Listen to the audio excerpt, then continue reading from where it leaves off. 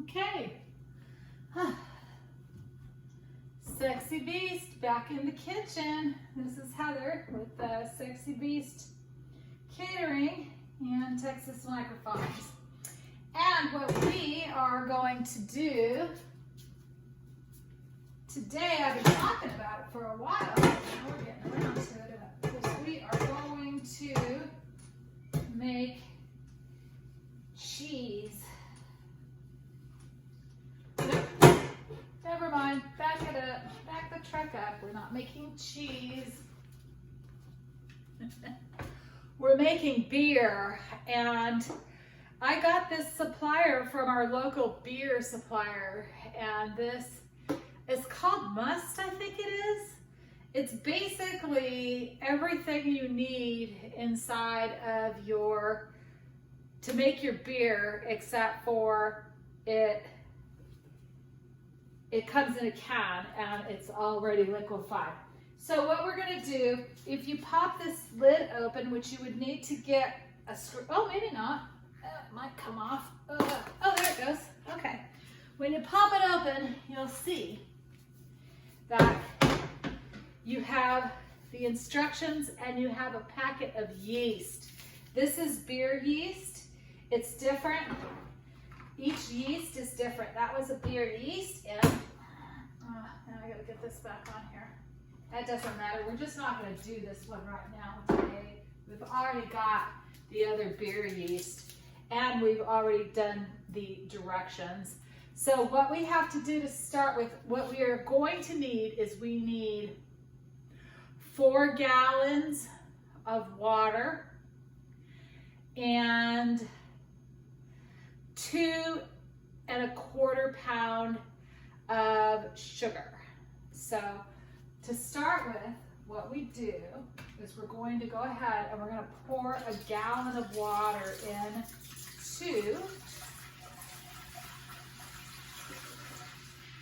into our pot. And this is going to be our pot where we put, okay, we're going to boil this, and then we're going to measure off.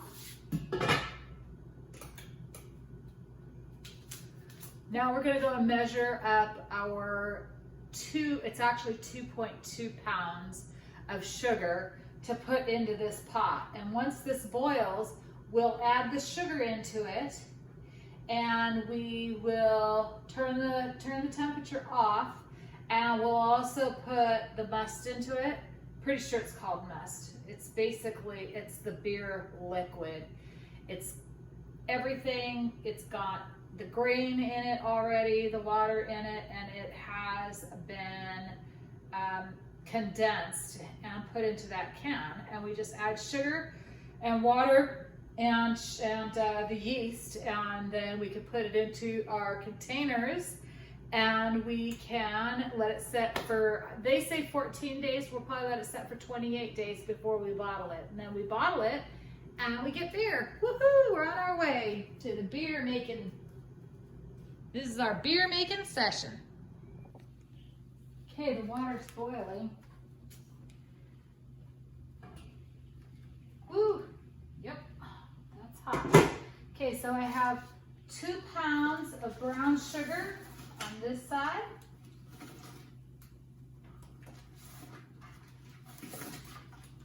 Yowza.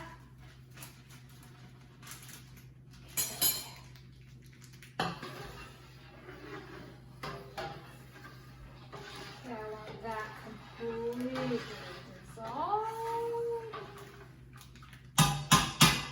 The reason why we do 1 gallon at a time, we're going to add more water to it, but we can't add the yeast until the water has come back down again. Okay, so 2.2 pounds actually equals 2 pounds 7 ounces. So here is the 7 ounces of sugar. I'm using light brown sugar. You can use white sugar if you want, but because we're doing a stout, I thought that it would be a good idea to do the brown sugar. Okay, I've had that can sitting on the side in really super hot water for the last 30 minutes. So now we're going to take that out.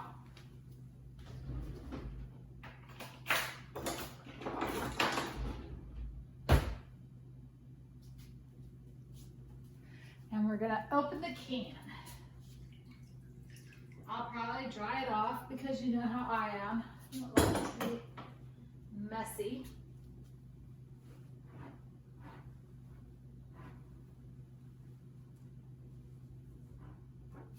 I used to worry about those labels, but you know what? Labels coming off while it's soaking in the sink, so might as well not worry about it. Labels are gonna come off no matter what you do. Plus the can's going in the garbage anyways, so it does not matter. You know, we're gonna progress from here to a more complicated beer making. I do actual beer making with grains, doing the whole 10 yards. And so we definitely are going to go ahead and do that eventually. But that has been really warmed up. Uh-oh, here we go. And so now what we're going to do is we're going to open it up.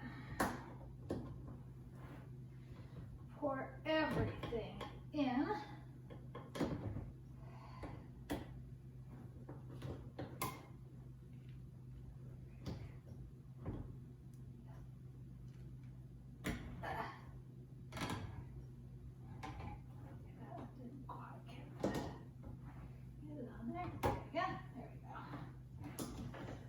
I'm so hungry, and I started this project without eating, and that was dumb on my part because I know I'm gonna get hungry. Okay, I'm not gonna let the lid drop in there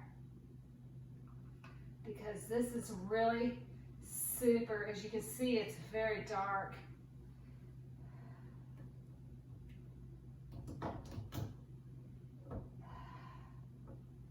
There you go. Okay. So we have this spatula. You can see how it's almost like dark chocolate, right? It's very thick.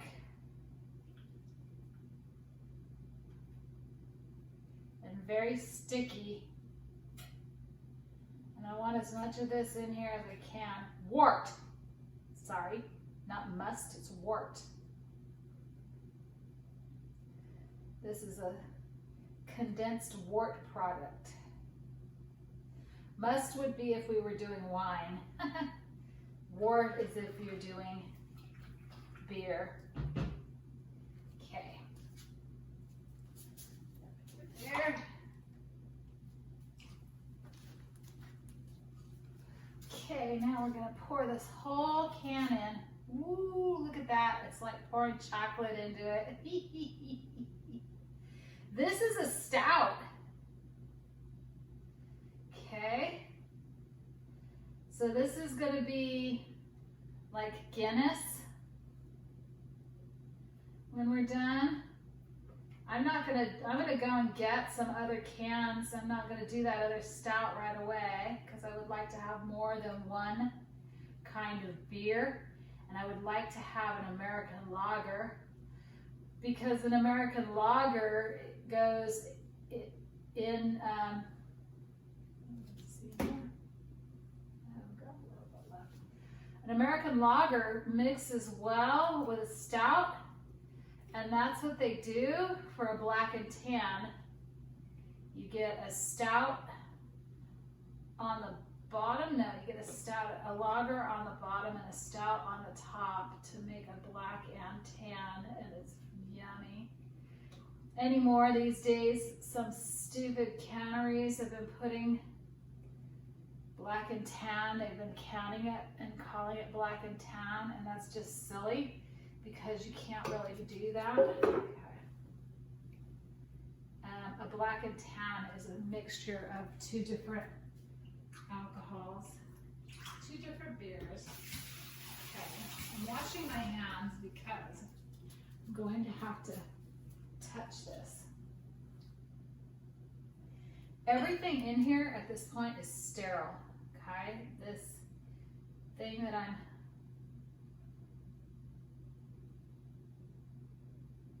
scraped everything out with is sterile. The stir is sterilized. We sterilized that in the pot. I sterilized that using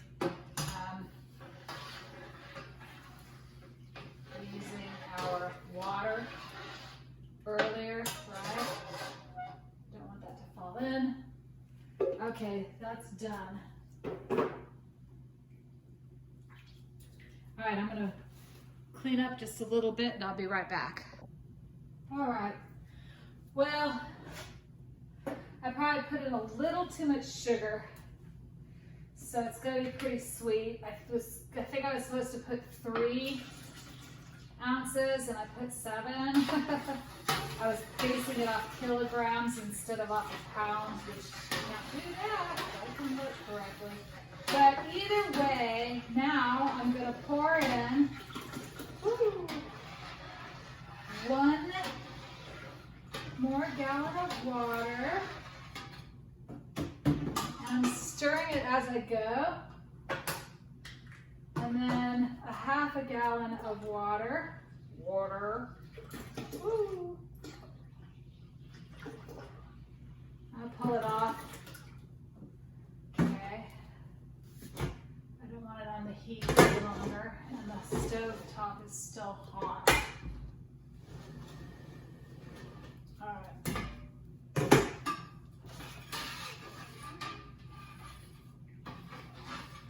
See, we have to get it down. It's 108. We have to get it down lower than that in order to put the yeast in. So, what I think I will do is we could add another thing of cold water, or we could just be patient and wait. I think, since I'm hungry and haven't had any lunch, I think we're gonna elect to be patient and wait. So we'll cover this up. We have, so far we have 2.5 gallons of water in here. We have 2 more gallons that need to go in. So I could put more water in here to cool this. In fact, I could put some of that water into the refrigerator and let it get cold and then come back and cool this, and it'd be really cool. Because we can't add it until it gets down. The temperature comes down from here. Oh, how is this? Ooh, yep, that's still hot.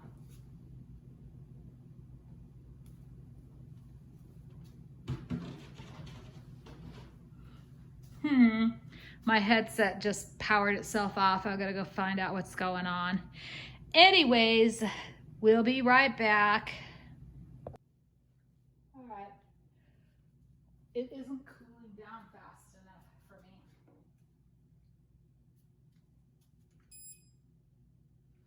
It's at 108. Been sitting here about 30 minutes. I was trying not to have to pour more water in, but I do have some cool water here. And we are going to pour it in, another gallon. So I have another gallon off on the side that I could put into this stock pot that it's in. This is one of our cheese making pots. So I'm pretty sure it holds 5 gallons of water. We could put, it's got 3.5 in there now, so it could probably hold a little bit more. The whole idea for me though was not to put all of the water. I wanted to put a gallon in here and a gallon in there of cold water before I put the yeast in. I usually do the smaller jars. That's why I'm having to do some conversion. That was twice as much as we usually do. It's still at 100 degrees.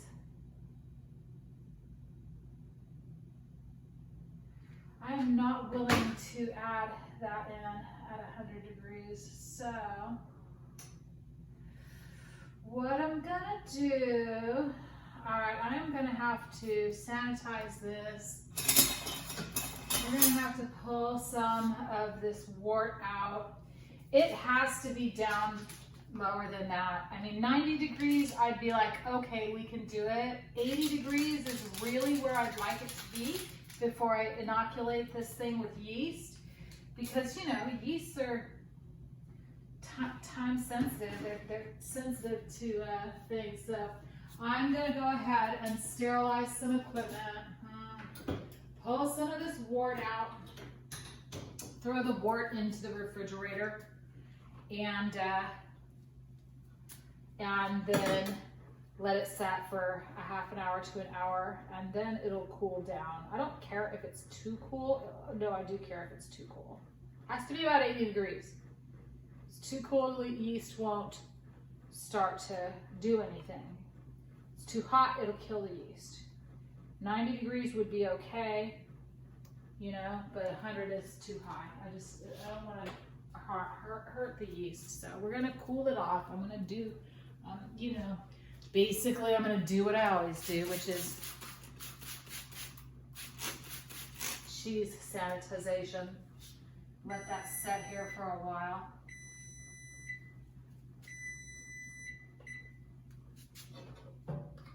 Distilled water.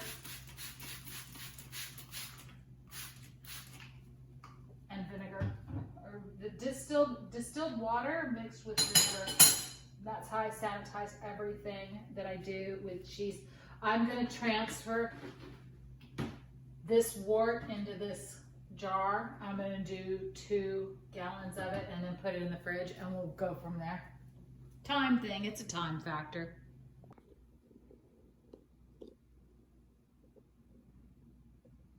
There, that seems to be about right. Might not be. Let's go a little higher than that. We're back in the test kitchen. It's been a long day. Shouldn't take this long to make beer. But what I did, it's at 91. Okay, so I mean the temperature inside the house is like 80, 79, something like that. So it's not really encouraging it to cool off. What we did though, I'm not gonna shake that up actually, is remember I put the wart into the refrigerator? Well, this is getting quite chilly now, so I am going to add this in, and this is going to drop the temperature. I could tell you what the temperature of this is. Still bouncing around 70. Yeah. So once we combine these two, the 90 and the 70, is it going to hit dead spot in the middle? Should be pretty close.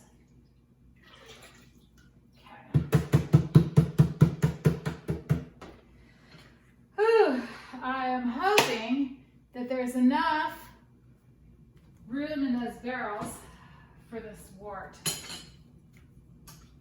Stir it. It's 5 o'clock. What time did we start doing this morning? 11?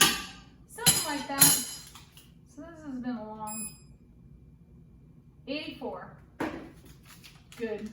Going with it. 84 is not so bad. So I could cool it down with some more water. I just am not gonna, because I'm on my way to the Steve Earle show and I would like to get out of here. I would have liked to have left at 3. Okay, so now what we're doing is we're sprinkling our yeast on top. And then we are gonna let that set. 10 minutes. That is going to rehydrate the yeast. Meanwhile, I'm going to go finish getting ready, throw everything into the car so I can go to the show, because I can't wait. It's going to be great. I got myself a hotel too, so I'm staying in a 4-star hotel tonight. I'm taking my bathing suit so I can go for a swim later. Yay! All right, we'll be right back.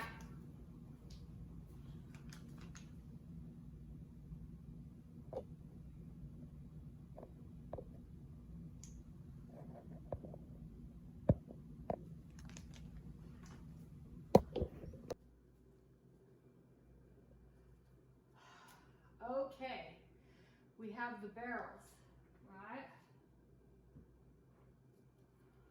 Now, oh look, the yeast is like almost settled into the bottom. So now I'm going to stir the yeast in. This is not milk, so I'm not as concerned as I was, or I would be with cheese. I just want to make sure it's all incorporated in there well enough so that it can be evenly distributed. We have 2 barrels. I'm going to fill this barrel up to this first ring. Then I'm going to fill the second barrel up to that ring too. And we're going to see how much it takes. Oh goodness, let's not spill it. Oh, like that. I wouldn't care, except for that is definitely sticky. It's sticky, but shit happens. Wouldn't be the first time I've spilled something in the kitchen. Let's just be a little more careful with it. Because I want to leave, I want to get out of here. Okay, let's be more careful this time. Don't let the water rock. It's still leaking. A little bit of that. We have so much, you know, I'm really not too concerned about it. So you see, I'm going to fill it up to here, I'm going to fill that one up to here. Then we're going to cap it, and we're done at that point, because this can sit, it was saying 14 days. I don't know what I did with the caps. The caps are around here somewhere. Yeah, here we go. So then we'll put the cap on it once we get it filled, and then it will just sit in a darkened area for 14 days, and then we'll test it after 14 days, and then we'll come back and we'll do the bottling. But that's pretty much it. I hope you guys get the gist of how you make beer. This is the short form beer making process. But meanwhile, I'm going to get these poured up, and then I am going to my concert. So this is Heather Hill with Texas Microfarms. We're in the Sexy Beast Test Kitchen today making beer. And now we're done for the day. Peace out, everybody. Happy 4th of July.